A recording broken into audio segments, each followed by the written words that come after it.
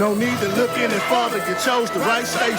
You're now tuning in with Mr. Cowboy Nation for all your latest sport reports across the nation. So don't change your channel, you chose the right station. You're now tuning in with Mr. Cowboy Nation. So don't change your channel, you chose the right station. You're now tuning in with Mr. Cowboy Nation for all your latest sport reports across the nation. No need to look any further, you chose the right station. Fighting out of the blue corner, standing 5'8" tall, weighing in at 205 pounds, hailing from Memphis, Tennessee, the reigning, defending, heavyweight champion of the world, Mr. Cowboy Nation. One more time. Yes, sir. Yes, sir. Welcome to Let's Talk Football. I am your host, Mr. Cowboy Nation. It's the last one, y'all. This is the last one. I'm a little emotional, but not really. I need a break. So let's get into the business. All right. So Let's Talk Football is available to watch live on my Facebook page while also uploading all the episodes to YouTube, my YouTube channel. My YouTube channel is Jerome, Jerome, McNary, McNary. Also, we have a call-in number. That call-in number is 901-498-0625. It is in the bottom corner of the screen. Or, like I said, it's live on my Facebook page. We got a comment section here. I'll shoot you out on the show. We can chop it up there. Or you can call. Either way, man. Either way, I'm cool. I'm here for you. I'm here for you. And I'm really here for a certain group of fans. I ain't gonna call no names, but I'm here for you, man. I'm here for you. You need a shoulder to cry on. You need somebody to vent to. I'm your guy. All right. So with that being said, I got you, James. I'm gonna get to you. But I got, we gotta do what we do. So with that being said, let me give y'all who y'all came to see what's going last time. Yeah. Don't you wanna be with me, girl? Think about it now. Betty, in the grass, it's in the building, yes sir. All right, so last one of the year, man. Last one of the year. Who need to come on over to my place? Let's start this thing all right. First and foremost, the whole San Francisco 49ers defense. Come on, don't holler at me. All right, so this is why. Not because they blew a 10-point lead in fourth quarter. Nah, that ain't why. That's totally understandable. That's Patrick Mahomes and a track team for a wide receiver core. Totally understandable how you blew a 10-point lead. Totally understandable. But why y'all coming over here to see me is because when y'all got that last pick, right at the end of the third or beginning of the fourth, like right there, y'all went in the back of the end zone and just straight laid out. Like, y'all just knew that was number 6. Y'all knew it was over then, right? And I ain't gonna lie. I thought it was over too. But you got a whole 15 minutes left, bro. And then, your coach ain't the best and ain't necessarily the best in holding the lead. So, if anybody should have been on high alert, should have been y'all, bro. Should have been y'all. 20 points was not going to be enough to beat this team. So, but y'all got the pick. Y'all thought they was just going to lay down and y'all just laid all out. Like, celebrate like y'all really won the Super Bowl. So, for that, come on over and holler at my dog, man. Come on and holler at your dog, Petty. Talk to my congregation. Vent. Tell everybody where you went wrong. Alright.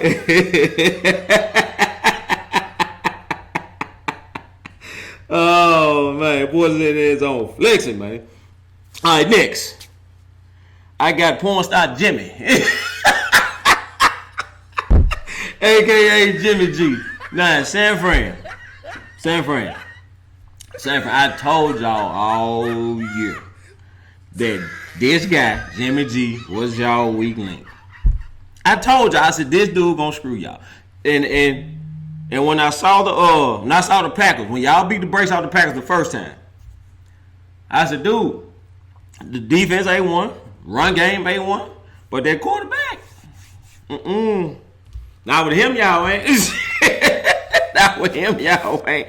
And I'm gonna tell you something. That throw on 3rd and 10, we had Emmanuel Sanders had 2 dudes toasted, and he threw that thing in the hot dog stand. I knew it.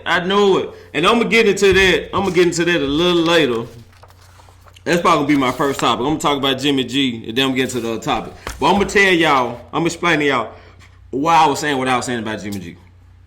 All right, so next, last but certainly not least, I got one, Kyle Shanahan. Bruh. Oh my, Kyle Shanahan. Oh my. All right, so the 2 biggest comebacks in Super Bowl history, right? You got 28-3, New England Patriots over Atlanta Falcons. The biggest comeback in Super Bowl history. Kyle Shanahan was offensive coordinator. Didn't run the ball. Second biggest comeback in Super Bowl history is the one you just saw Sunday. Down 10 points in the 4th quarter, went from being down 10 to being up 11, just like that.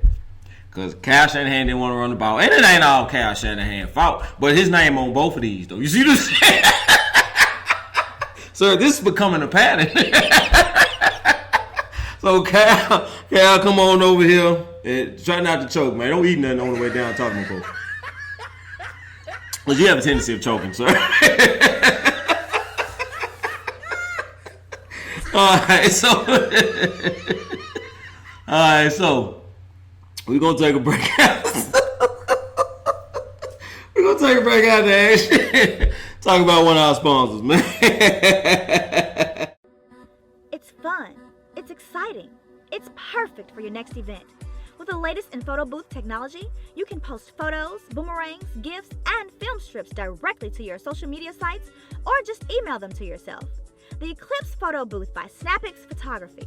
Rent it for your next event. For rental pricing and information, visit www.snappix.com. Alrighty. Alright, at this time, I want to give a shout out to Super Bowl MVP, my homeboy, Patrick Mahomes. Can you dig it?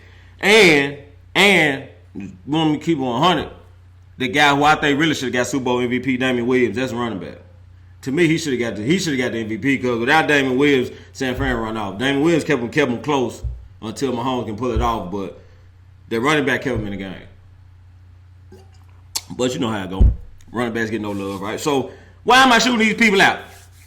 DJ, hit that beat for your boy, man.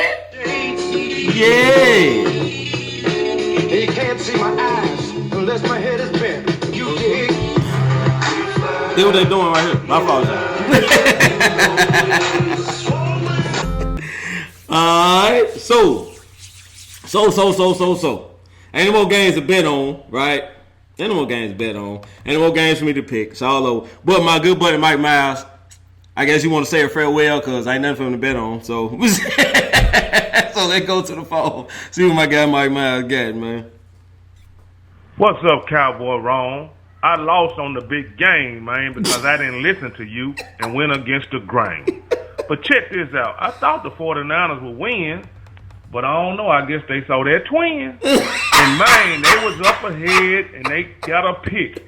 And they went to the end zone, and they was real turnt until Sherman started getting burnt. But enough of that. Let's move on towards the offseason and see what your reason will be for the Cowboys to win or not. All right, brother, I'm out of here, man. I ain't going against the grain no more because I just might lose that big-time game. Thank you for a wonderful year, Cowboy Ron, and keep on doing what you're doing, baby. Loving it. I'm out of here. Oh, my, Mike, man. You had to do Sherm like that, man. All right, so. All right, this is my thing for next year, right? So next year, this is what I'm looking for next year. What I'm looking for next year, I want to see how teams are going to build through the draft. Is going to be very interesting because I'm really getting ahead of the show, but it's going to do it. the Chiefs have stuff that you can't coach. You can't coach 4-2 speed. You can't coach the quarterback that can throw the ball 70 yards, right? So I'm curious to see how teams, especially in the AFC West, how teams are going to build and draft to try to combat this. Me personally, and I'm gonna be honest, dude, you couldn't get a D-line much better than the 49ers this year. And I was saying if they pressure Kansas City, they pressure Mahomes, they'll dominate them. And they pressure Mahomes for 3 quarters. And they dominated them for 3 quarters, but they just had a bad 7 minutes, and just like that, they were losing. They were down 11. Right? So I don't know, man. So I'm very curious to see. I'm very curious to see how teams are going to build. Like how they gonna combat this. Like cause like this stuff you can't coach. You can't coach a 70-yard throw. You can't coach 4-2 speed. You can't coach that. So I'm trying to figure out like what I'm very in the bump. This the NFL. These coaches are very smart. These coordinators are very smart. They're gonna come up with something, right? So, I'm just like I said, but I'm just very curious to see. So what I'm about to do now is get in this comment section, man. Y'all live over here. I'm finna join the party. What y'all got going on? Oh, I got 6 new comments. I ain't even got to the first one.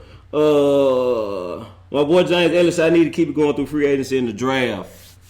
I may do a draft. I'm not sure about free. I'll probably just be doing like little videos from the living room or whatnot in front of the TV on free agency. But the draft, we'll definitely be back for the draft. We'll be back. We'll do a draft special. We'll be back for the draft. I'm not sure exactly what yet.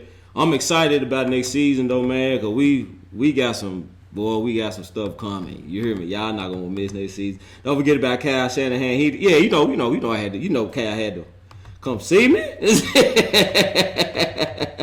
Well, what James Ellis said, Deebo Samuel was averaging over 17 yards per carry on 3 touches and didn't get the ball in the 4th quarter.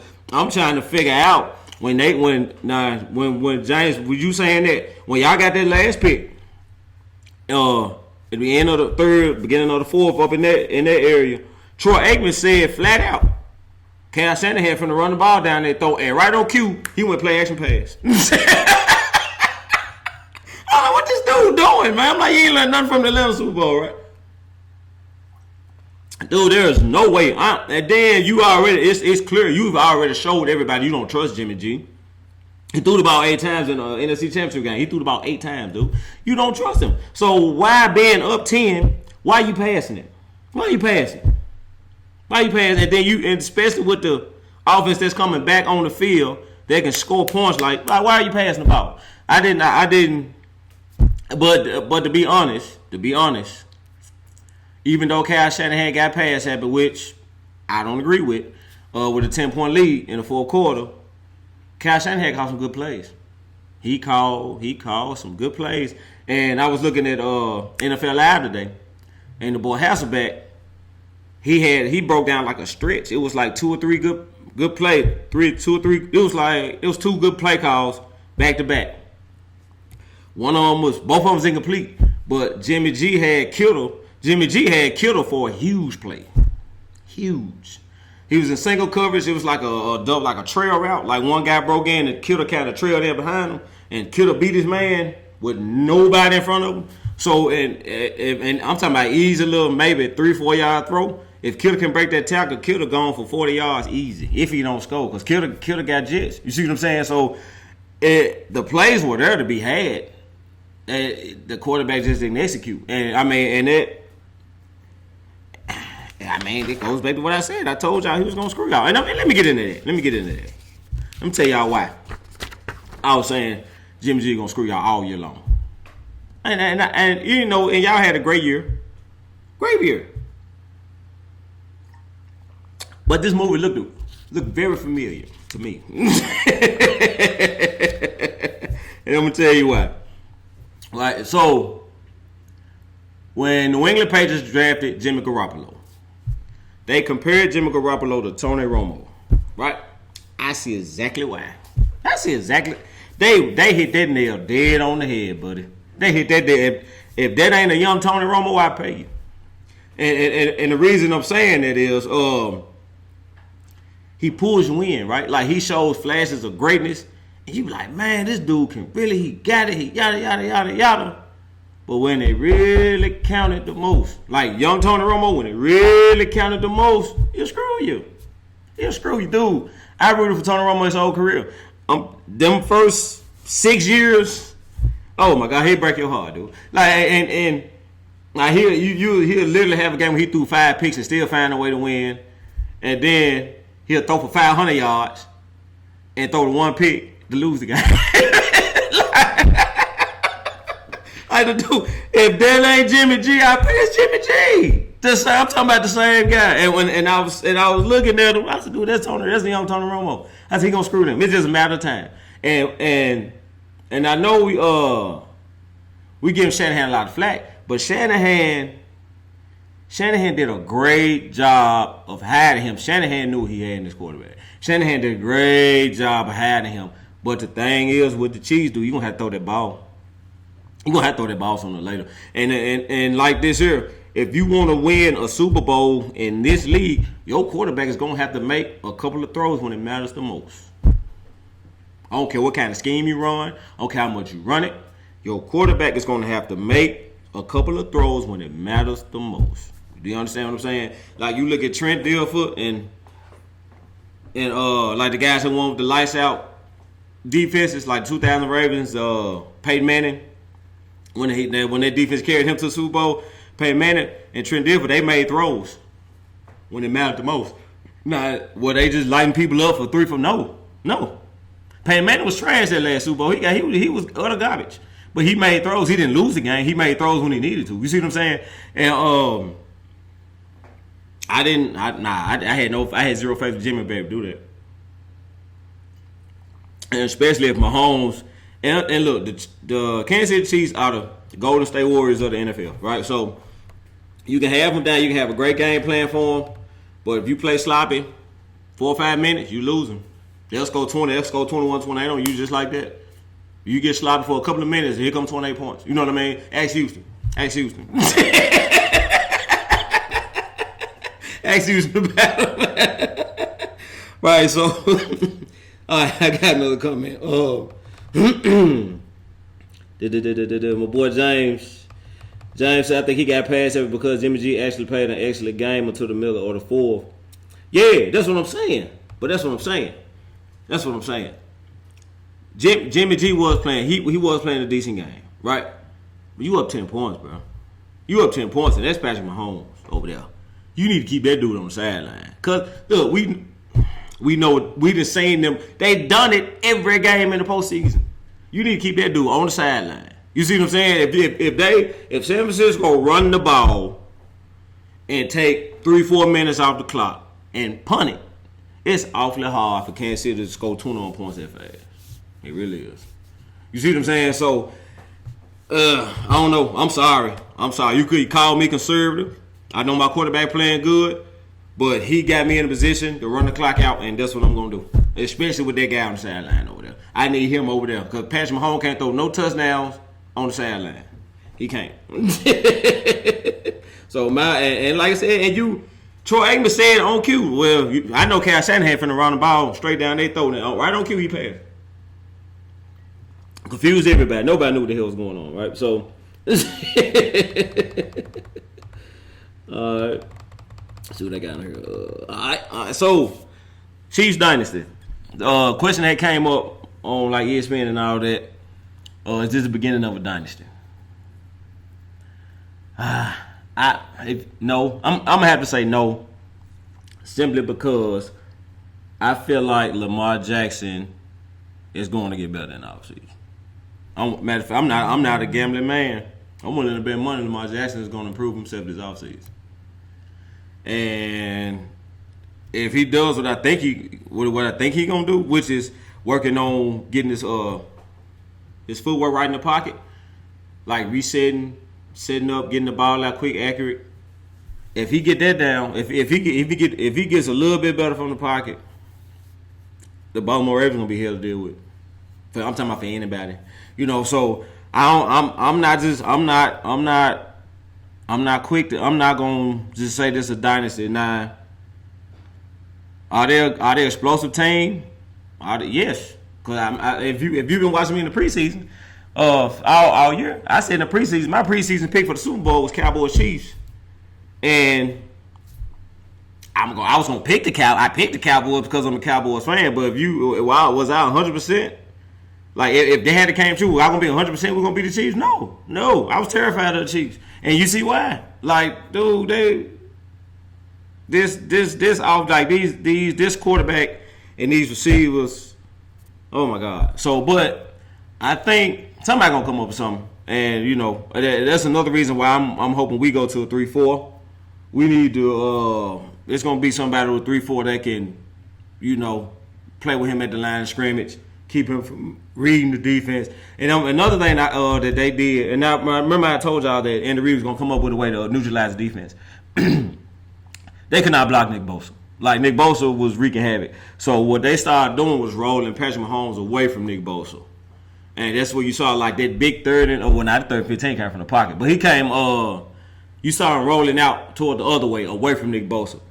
And it worked, gave him time and kept him away from him. You know what I mean? So I knew Andy Reid was going to come up with something. So, it is what it is. But I'm not ready to put the Chiefs in the dynasty category yet. I think they will get challenged. To be honest, I hate to say it, but I'm kind of curious to see what Pittsburgh gonna look like once they get that offense together. Because them getting Mel, the Fitzpatrick boy, totally transform their defense. So if Pittsburgh can figure out how to score some points, I think Pittsburgh will have something to say. Baltimore definitely gonna have something to say. I'm trying to think who else. If Houston can get an O-line, Houston will have something to say, So I'm not ready to put them in the dynasty category yet. Then you still got the NFC, So I don't know, I'm not ready to do that yet. They're gonna have to show me that one. All right. So which leads me to my next topic. My next topic is who do I think would be the biggest threat to the Chiefs? Right? Who I think be the biggest threat to the Chiefs? And this gonna sound crazy as hell, but I'm finna say it. I honestly think it's gonna be someone in their division, and we call Patrick Mahomes like a young Aaron Rodgers. Like he's a young Aaron Rodgers. So when Aaron Rodgers was in his prime, right? Hear me out. I know it's gonna sound crazy. Hear me out. When Aaron Rodgers was in his prime, the Chicago Bears gave him hell with Marinelli and that defense, like that cover two that Marinelli ran, with Earl Locker and them boys, gave Aaron Rodgers problems. You know what I mean? So, and quiet as kept, the Oakland Raiders just hired Marinelli as a D-line coordinator. Now, I'm not. Did I want Marinelli gone from Dallas? Yes, but Marinelli's the best D-line coach in this league. Now, him just solely working with the D-line, you can't get no better than that, right? So, I think Oakland is slowly building something over there. I think they're a quarterback away. I think he's going to ship Carr out. If Gruden can get him a quarterback that he likes, and they can get this defense together, dude, I think Oakland will probably. I know this sounds crazy, y'all, but there's always somebody in the division, right? So, so who you picking, right? You gonna take the Chargers? No. You gonna take the Broncos? No, I'm not taking the Broncos. I don't know what Drew Lock gonna be, right? So, nah, I'm not taking the Broncos either. And who else over there? You got the Broncos, Chiefs, Raiders. You gotta take the Raiders. And to be honest, if Antonio Brown hadn't turned into a nut job on him, I think Oakland would have made some noise this year.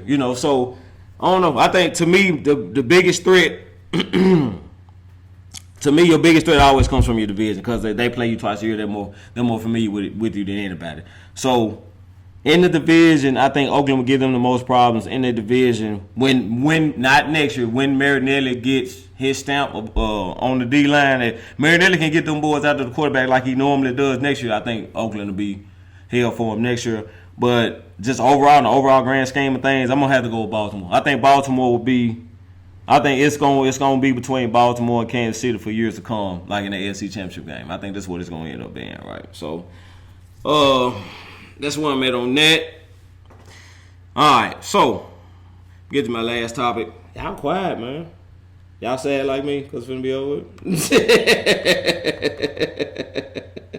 All right, so let me get to my last topic, man. I'm finna dip, right? So, Cowboys free agents. Now, y'all notice I didn't say anything about the Cowboys being the biggest threat to the Chiefs. Even though you got dudes like Skip Bayless predicting the Cowboys-Chiefs Super Bowl next year. That was my prediction for this year, right? And if they could have got together and not agreed to get their coach fired, they probably could have been there this year. But, that's neither here nor there. The reason I didn't say the Cowboys, because if you saw the show last week, it was last week, we got 30 free agents, dude. 30. Out of 53, we got 30 free agents. Dude, we don't have a team. Right? So, we literally don't have a team. Our quarterback not signed. Our number one receiver not signed. Our number 3 receiver not signed.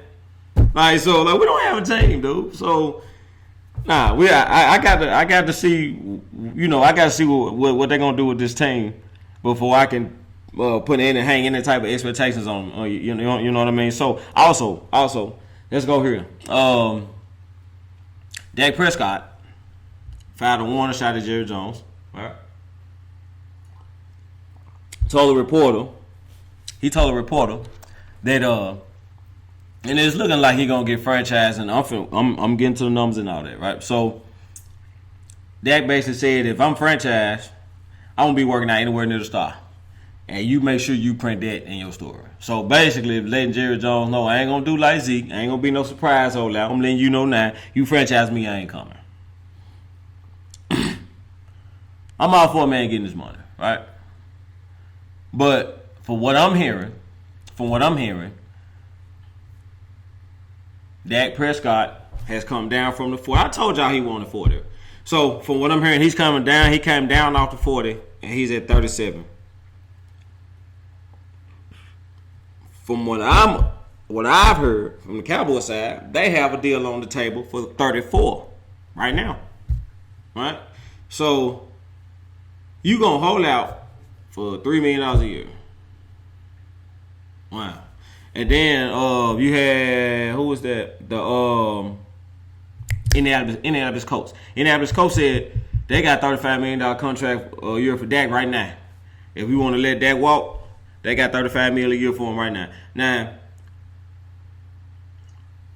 Indianapolis got the cap room to do it. Also, Indianapolis guy, I think they got their defense coordinator was our old linebacker coach, so he's very familiar with Dak. So he's probably beating the table, trying to sign Dak. You know what I'm saying? And then what I tell y'all last year, I said Jacoby Brissett is a stopgap for the next guy. Right? I told y'all that last year in the preseason when Andrew Luck retired, and this right here validates. If some reason we don't sign Dak and Dak walks, Indianapolis gonna beat the door down, and they're gonna give him 30. They're gonna pay him same thing Russ paying him. So I don't know, and I know I said up here, I said nah, I'm not paying you the same thing as Russ, yada yada yada. But saying that you got somebody that's willing to pay him the same thing as Russ, if you believe that's your guy, you gotta pay him. Now, do I think Dak worth $40 million a year? Hell no. No, not by any stretch of imagination. If he come down to 37, I try to meet him around 35, 36. But I'm gonna negotiate. I'm gonna negotiate on that. I'm not giving you $40 million a year and you ain't won nothing. You know what I mean? So, and then also on top of that, if Dak holding out, whew, dude, this is not the year to hold out. I promise. Now, if he was gonna hold out, he should have held out last year. He should have went to Cabo Zeke last year. You know what I mean? So that was his opportunity to hold out. I would have totally understood if Dak would have held out last year. Totally understood. But you talking about new coach, new system. You ain't killing more there, but this gonna be a West Coast offense. This is not what we've been running. This is a West Coast offense. You need to learn all this. So I think if Dak hold out, Dak could be playing a very, very dangerous game. It's a good quarterback class coming out this year. You know what I mean? So you still got Cooper Rush back there. They love him.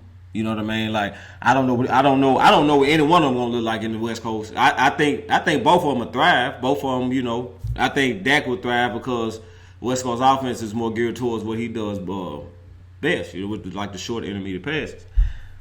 Cooper Rush can throw the ball, dude.